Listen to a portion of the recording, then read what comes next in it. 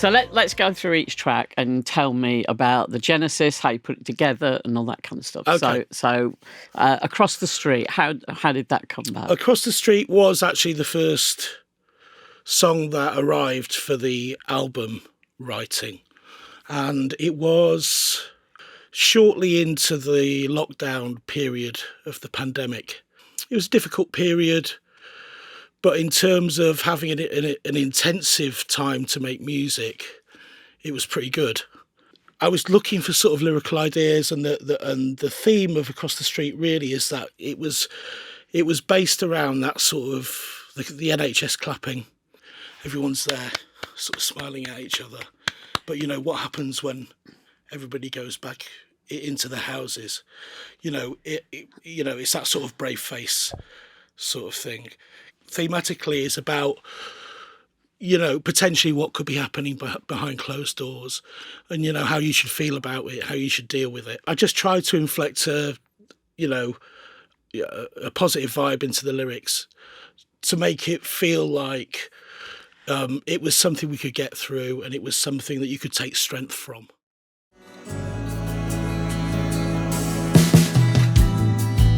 The clock is ever ticking. Life in Between is song number 2. Life in Between, well, it was quite an emotive time, the pandemic, and it was reflective. I started thinking about biographical things that have happened to me, things that perhaps left a negative feeling, but I wanted to say. It's really a letter to someone. And, the lyrics are very straightforward. It's not an apology, but it's an explanation. It was about letting somebody know the truth of the matter. Part of that was also about this sort of strange life you live when you make music and you have a family, which is difficult to juggle. It's hard to turn off and on. You just have to try and roll with it and try and do the best you can. And that's the essence of the title, that sort of being stuck there and then just grabbing at each one and trying to make both work as best you can. The amazing thing about lyrics is that whatever your intention is when you write them, that once they leave the house and they're into the ether, people interpret and reinterpret them in all sorts of ways ananyway. Of course. And that's the joy of music. Absolutely. Is that people find different meanings in different songs. Well, I'm sure with that one, people could relate to that. They'll have probably been through similar things in their lifetime. So you'd hope it would connect with a few people.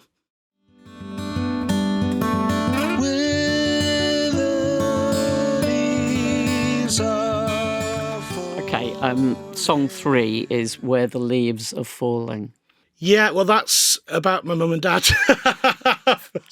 Again, just exploring relationships, exploring things that I wanted to get off my chest. Really, this is, a story set to music. It doesn't go too in deep, but, in terms of my mum and dad's relationship, it was something I wanted to explore. And things, obviously things that happened between them. It was a case of just really thinking about their characters, thinking about a couple of incidents, and just sort of getting it off my chest, I suppose. I was trying not to censor myself in any way and just try and come up with emotional music, emotional words. In this particular case, it's a single tape recording, which is the only one on the record. Just acoustic guitar and vocals. So it's really exposed. Big fan of Nick Drake and that sort of noisy single take recording. And I thought it'd be great to have something like that on the record. And it's something that I know has connected with people who've heard it. It's been described as a tearjerker. That's what I'm really, really proud of, just in terms of it's probably as far away from what I'm known for as possible. What was it a conscious thing to move as far away as possible from what you're known for, or did that just happen? I think generally it's a bit of it's a bit of a project of exploration. This project, it's about getting in tune with a lot of music that I listen to, but I wouldn't necessarily make, and experimenting to see whether I can do it. First and foremost, whether it stands the test.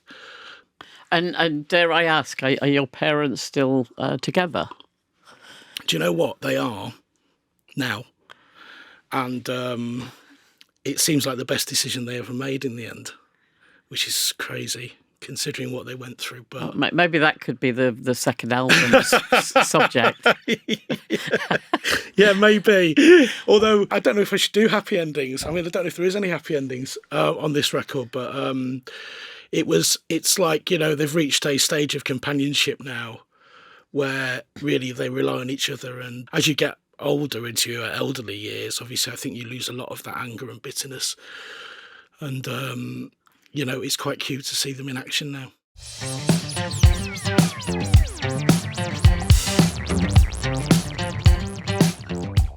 Song number 3, Oxygen. Oxygen. What I was conscious about the project was for it not to be like an earnest singer-songwriter, sit on a stool for an hour and, make everybody sort of well up. And it's not totally my nature, as you well know. And I also thought about doing it live, and how a live show would work, what dynamics I'd need, what I'd want to see in a live show. So here goes an up-tempo number. I thought, right, well, let's see if I can make something fit stylistically into the album, but have a totally different feel. So it's been described as folk funk, which I think is probably fair. Again, started off with the guitar riff. The lyrics were about that sort of personality online who craves attention through saying anything really, and get their air from people just shouting at them or just getting involved. In the chorus it says, don't give them the air to breathe. It's like when you see something terrible and it's shared online, you think, I always think, God, you're just perpetuating it. I put the vocals through a rotary speaker, which I'd never done before, which are usually used with organs, so it has a whirs the air round. It gives it this lovely sort of grit and sort of moves around, the vocal moves around. It's like, it's a pumper for the album. I think out of all of the tracks, this was the one that struck me as being the most remixable in terms of you could imagine someone doing something with this that made it into a more danceable track. Yeah, I mean, it's effectively a straight fall to the floor disco beat behind it. I was playing around a lot with unusual phrasing in terms of the chord progressions, and that's one of the tunes which does that. It goes around in I think it's a 3-bar phrase for the reprise section of the song. Started looking at that sort of thing, which I love because it's just like it never sort of ends. It has that kind of circularity. Yeah, it never resolves itself. So you can hear that at the end of the song. We've not been down this road in years, waiting for. Okay, so next song, number 5, is Still River Flow. Okay. Still River Flow. It's the one beacon of positivity, I think. The original idea actually was the sort of the Toto shuffle, the drum shuffle from Africa. I love that drum beat, and I just thought it'd be really great to do something in that ilk. It's not the same, but it's very similar. And we use it in DX7 as well, because obviously Africa is the ultimate DX7 record. I don't have a DX7, but I've got a plug-in version. But it was the piano riff that I came up with first. And it just all really flowed from there, and I loved the way that the intro builds. There's no bass for ages. It just builds and builds. And in fact, you get a chorus with no bass, and then eventually the bass comes in, and it all sort of hopefully explodes into this joyous moment. We used to go to this place when I was a kid called Aber Falls. As kids, once we were mobile, Aber Falls was a really cool place. I thought about our times up there, and I sort of imagined going back up there with the people that I used to go up there with. how it would feel and what I'd like to say about it. Because of the nature of the music, I didn't want to get too complicated on the lyrical front. It's very difficult to say simple things effectively. Yeah, And there's an art to it. There is really an art to it. And I think with this one, I probably struggled with that a little bit. I didn't want to get bogged down in the lyrics. I wanted them to, to tell a story, but to, not confuse things. I think that feeling of reminiscing and feeling of being unbeatable and untouchable when you're a sort of late teenager, we were having a great time at that point. It was like, and you did feel unstoppable, and that's again something I've tried to explore in the lyrics.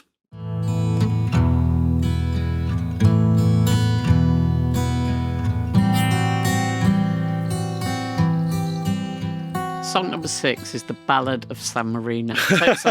So tell me about San Marino then, Jim. Well, as a fellow football fan, my thinking behind it was, and every time I used to see San Marino get absolutely walloped by every team, I always had a really a pang of sadness and that I used to imagine that. What's the fucking dressing room like? So it was sort of frivolous at the start. The idea, I thought, let's do something for those lads. Let's make a song for that. That's sort of explaining their emotions, explaining their feelings. That was the premise for it. And then, so it's a bit of a game of two halves. It starts with, I wasn't planning that. It starts with a big acoustic sort of exposition. And then the original version actually was just that. And Damien Harris from Vicious Charm, the record label, said when he heard the demo, it wouldn't be great though if it went into some sort of, big jam off after you've had that little bit. Because the first section... It really makes it, actually. It does. Because it almost comes out of nowhere. It does. And it was a great idea from Damien, one that I looked at straight away. And as soon as I had a go, I was like, yeah, this is totally it. Because the first section was only a couple of minutes long. So I got Matt Close on drums, John Thompson on bass and we had an afternoon of just running takes and seeing where it was going. What appears on the album is probably the best out of those. And Rick Pete, who mixed it, when I passed it over to him, I was thinking, God, I'm going to get some complaints here. There was so much in it. There were probably about 5 or 6 tracks of guitar overdubs. And then we got my friend Ellie, who's got a great voice. She heard it. She was like, "Oh, I could do something on the end of this if you want." And I started thinking about the Great Gig in the Sky, and that would work brilliantly, And that was her reference as well, funnily enough. And what she did on it at the end really adds that drama to it. But it's just a big dynamic crescendo. I was conscious that I wanted an instrumental on the album. Just so it wasn't just all singing. Yeah. And it provided a bit of balance, and that track did that pretty nicely. Like a heat from 1,000 suns that burns on, rising ever high. Phoenix that appeared on the EP that I did for New Northern Soul, and it was actually the first song that I ever did in the guise of this Jim project. So I used to be a huge Cult fan, and sort of Sixth Form days, and I love the Love album, and Phoenix was always something that stayed with me over years and years. I think, you could do something else with that. It's a cover of the Cult song. It's I just wanted to put it somewhere entirely different, which I hope it does. We had a message from Billy Duffy and Ian Asprey, who approved it, which was just totally made my day. It features Danielle from Crazy P on backing vocals. Ian Astbury was a brilliant lyricist, in my opinion. What it gave me is I didn't have to write anything. So it was the first song I did. So I didn't have to think, oh, can I write something? I thought, well, I can just tune it into this, try and get the production skills working, try and see if it works, and then I'll try and write something after. So it was a really good intro into this project because I didn't have to worry about lyrics, just how it would sound. Yeah. It was something we thought we'd include. It fitted nicely, and yeah, I'm glad it's gone on the album.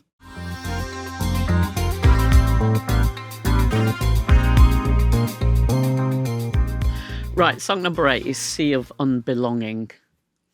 My mum suffers from dementia, and it's about that sort of the deterioration in that and how the nature of your relationship with your mum changes.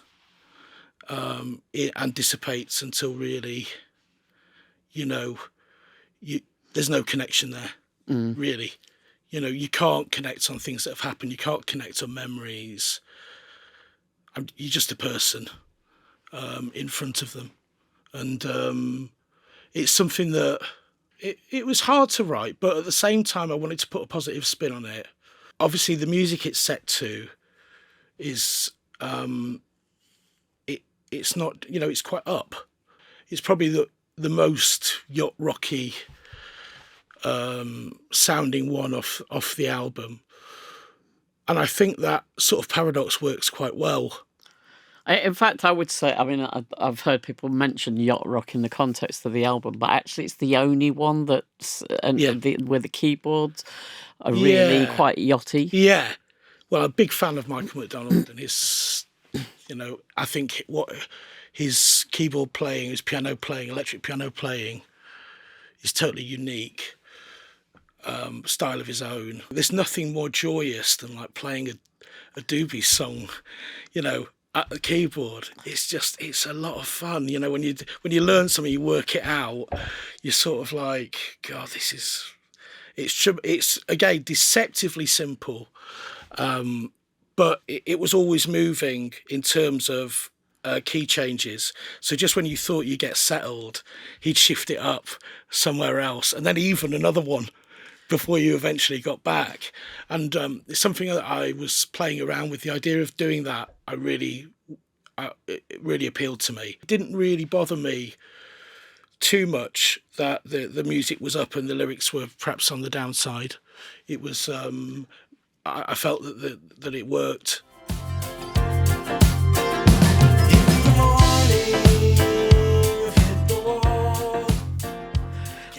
Right, song number 9 is Then We Do It Again. Oh, yeah, okay. So, yeah, this is like probably the most contentious stylistically. So it was sort of that, I think there's this swings version of Let 'Em In, which is all on the one. Boom, boom, boom, boom, boom, boom, boom. And it was something that, again, a style I've never thought to get into.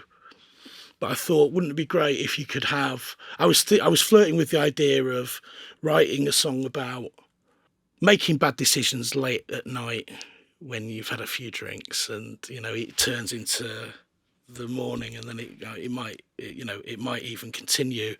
And I thought, if you're going to do that lyrically, you need something that's quite sort of jaunty and sort of up. So I tuned into that sort of on the one style, and then as it grew, I mean, there's a weird sounds in it. It's sort of, some of it sounds almost Charleston-like to me, sort of 20s. Well, that rhythm is almost kind of like an umpar. It's an umpar. It's an umpar. And, there's clarinet on there. Some of the instrumentation on there really goes down that road. And I just thought, embrace it.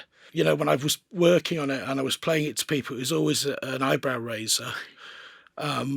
But I didn't mind that so much. It was like, and it wasn't always positive feedback either. But again, I didn't mind that so much. I just thought, the modus on the record was just make something that you love and that you think is good. That's all you can do, isn't it? So, I mean, it really stylistically, it really jumps out on the album. And the one question, I guess, of whether it fitted with everything else, I think we decided, fuck it, let's put it on. It's and it always gets mentioned for either good or bad. That's never a bad thing, I is don't. it? For me, it's not. I mean, not everybody's going to like everything, are they? So Yeah. it's good to have an adverse reaction sometimes. At the end of the day, if people are talking about it to some degree, then it's created some sort of feeling in them, whether it's good or bad. Yeah. We've started doing that in the live show, and it's going to be a great live one. It's got that sense about it. He tends the plants in the garden. I know that look on his And the final track on the album, which I think, is this the title track as well? It is. Love Makes Magic. The inspiration for this was really a story which was sort of woven into fantasy. Cloudbusting by Kate Bush, even though stylistically it's nothing like it. Lyrically, that sort of fantasy story really appealed to me. So I came up with this idea. I made the story up, effectively. My daughter, actually, Edie, gave me the line. She was making a T-shirt, and she actually made a T-shirt with "Love Makes Magic" on it. And it always stayed with me. She's asking for royalties, by the way, now. She was asking me yesterday. She was because the album arrived yesterday, finished copy of the album. She said, "Yeah, I'm sure you promised me 50 quid for this." I was like, "Yeah, no, we'll get to that." But so it was. I think again, stylistically, it just came out of me messing about on acoustic, and there's periods in it where there's a lot of time shifts, and a lot of periods where, or in the chorus particularly, where the drums drop out. And it was me exploring this sort of big three-part harmony singing. And I thought it was a great one to finish the record off. The end refrain sort of goes into this sort of psychedelic play out with the "Love Makes Magic" refrain sort of playing over the end. I just thought it was a really nice way to finish the record. Excellent. So what was the initial impetus for doing the album? I mean, was it because of the lockdown, or had you had it in your head before that? Well, I'd done the EP, which was 4 tracks. Lockdown was tough, and I was looking for things to do, and I really needed a focus, and I thought, let's see if we can write an album. It happened really quick. I just thought it was something I needed to get off my chest. When you're in that period where you're left with your own thoughts quite a lot, it definitely helped me tune in to getting some of these things off my chest. Had it been bubbling away in the background for a while, the idea that you might do this kind of thing? I think that the forced lockdown, I don't know, I just naturally gravitated towards making some sort of more emotional stuff. Can we talk about the sort of musical influences? Because you said that you listen to a lot of music that doesn't really feed into what you do with Crazy P and Ron Bass Jam and stuff. So what sort of music are we talking about? What were the kind of inspirations? I think I mentioned Nick Drake previously, so that sort of single take. Crosby, Stills and Nash, a big one, I guess, in terms of the harmony singing. But there was no, it was a carte blanche. It was like I wasn't really focusing on, right, I'm going to, today I'm going to be Crosby, Stills and Nash. Today, tomorrow I'm going to try something else. It was more a case of tuning into whatever I fancied. And it just so happened at that point in time, what I fancied was an acoustic guitar and doing some singing, I guess. There are obvious influences, but really it is, it's my story at the end of the day. Yeah. Had you written lyrics prior to this? Because as far as I remember, Danny's always been the kind of lyricist of Crazy she has. P. She has. I mean, I always keep a pad of little lyrical ideas or themes. So yeah, it's hard to quantify. It's like when I'm making the music at the same time, it's I'll refer to maybe the notebook. I don't recall the process being difficult in any way. I think the magic of writing lyrics rather than poetry is that the music kind of helps the poetry flow. Yeah. Yeah, it does. You know, if you look at it on paper, they can look very plain, Yeah, but somehow the music kind of gives them that life. that's very true. I mean, most of these, well, in fact, all of these songs started with a musical idea. So then it was just a case of, you know, tuning into that in terms of what I wanted to say. Yeah, yeah. Can you tell me a little bit about the musicians that helped you on Yep. the record? Matty Close on drums. He's been the Crazy P drummer. Well, the only Crazy P drummer. He's such a musical guy. He listens all the time. And it's like, I think drummers I've worked with previously haven't always done that. It's more about what they can do, not what they can do for the tune. And me and Matty have always had a brilliant relationship. Sudda on percussion, they're at the backbone of it, really. And then I had numerous little guest spots. The guitar solo on Across the Street is played by Henry Scott, who's from a band called Torn Sail. And he also did some guitar on the Ballad of San Marino as well. Hugh Costin from Torn Sail also helped me with some guitars. Toddy played a few things here and there. Fortunately, I've got these amazing guitar playing friends who were able to come in and lend a hand. And like I say, Hugh Pascal did the brass arranging. And then the string quartet was Quartet from Long Eaton, who, again, we've worked with before. I mean, you know, you do get your networks of people and you trust to work with. Like, it always amazes me, actually, is however small the little community you live in, there's always incredible musicians in that little community. Totally. And you forge relationships which are where you help each other out. You've mentioned already about band rehearsals and stuff like that, so I'm assuming that you are preparing to kind of play live. Yes. So tell us a little bit about that. So the band, we start gigging. The warm-up gig is on the 27th of July. It's at a tiny spit and sawdust boozer called the Running Horse, which is directly across the road from our studio. So, and then we've got a few festivals. We're doing the Moseley Folk Festival, we're doing Forwards in Bristol. And then we're looking for a full tour in October time. So final question is, you must have spent weeks thinking up the name of the act. Honestly, you should have seen some of the brain stuff. Initially, I was going to hide behind I thought, come up with a band name, because then it doesn't have to be about you. When it came to doing the EP with New Northern Soul, I thought, I was so proud of it. I thought, it'd be really something that I want to put my name to. So I was originally going to go with Jim Barron. I think it was maybe a discussion with Phil Cooper from New Northern Soul, which he said, why don't you just do Jim in capitals? We don't, and it's not really knowing where I was going with the project.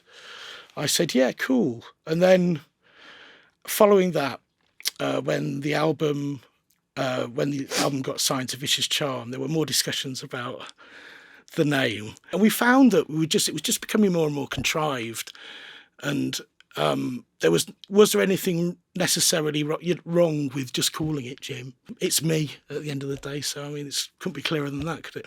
Brilliant. Well, good luck with the album. It's great, and it's always good to catch up with you. Yeah, thanks very much, Bill. Cheers. Cheers.